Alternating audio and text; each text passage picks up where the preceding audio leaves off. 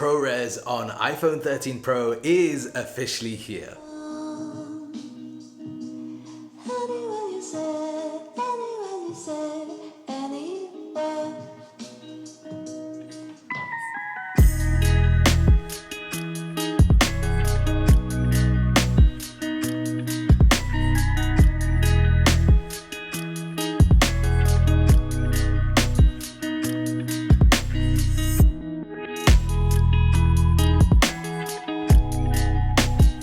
Welcome back to the channel, guys and girls. You're watching me, EMKWAN, here on EMKWAN Reviews. This is the channel where I talk about technology and lifestyle that you're probably thinking about buying or need help with. So roll back to September when Apple officially announced the brand new iPhone 13 models. And with the iPhone 13 Pro, there was a new highlight called ProRes.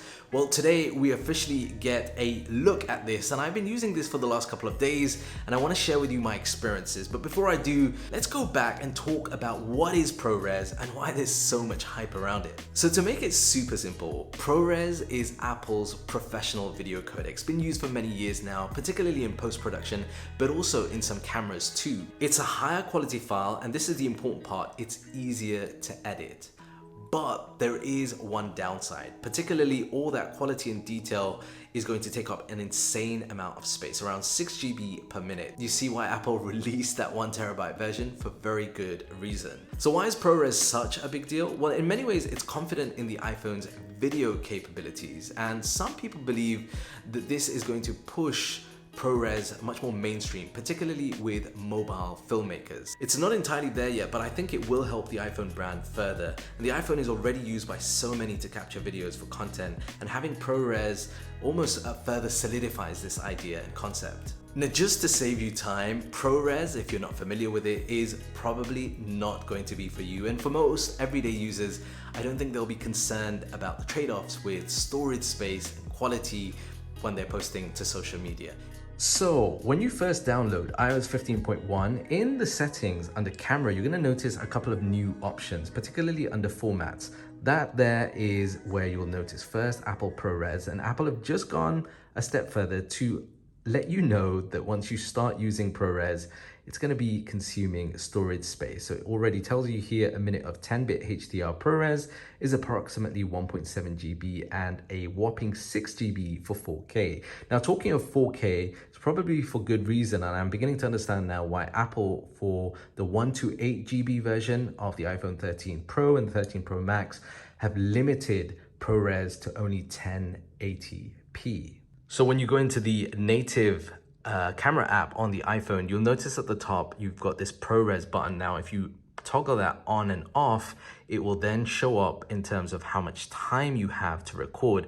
Now, currently with 4K 30 frames per second, I've got 102 minutes. Bear in mind, this is a 1 TB version with about, I'd say probably about 200 GB already used up. But if you want more, then toggle that over there from 4K to HD, and you'll notice immediately I've got more time now, 355 minutes. Another thing to notice is that if I go back to 4K and 60 frames per second, you get this pop-up message. It says 4K is limited to 30 frames per second for ProRes, but if you want to record in 60 frames per second, then you can do that with 1080p.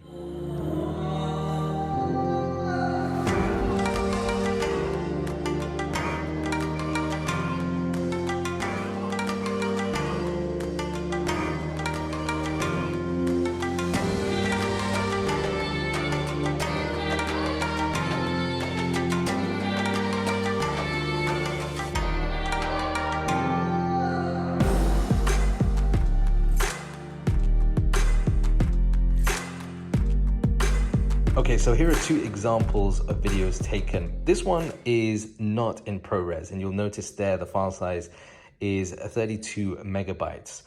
This is the same clip in terms of footage recorded with ProRes, and check that out, almost 613 megabytes. So from 32 megabytes to 613 megabytes. So the other interesting experience was once I had recorded my footage, recorded in ProRes, trying to get it from the iPhone 13 Pro over to the iMac, which is what I was editing on. So you have a couple of options here.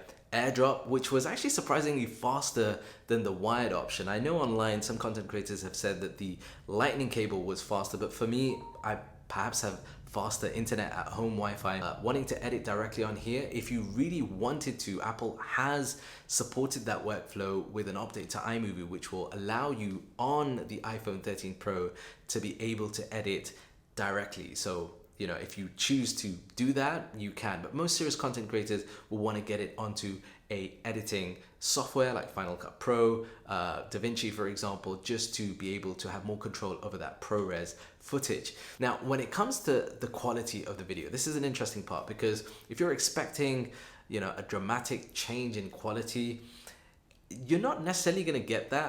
And if I'm looking at, you know, pixel picking, I do notice a difference, a small but noticeable difference between the main camera lens on the iPhone 13 Pro, quality shot in ProRes over non-ProRes.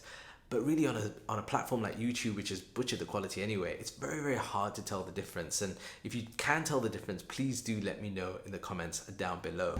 So this is a test of the 4K 30 frames per second ProRes with the front-facing selfie camera. And as I pan around, we're almost at the end of the day, coming into evening time now. This should give you an idea of both the quality of the video, but also importantly, the audio as well.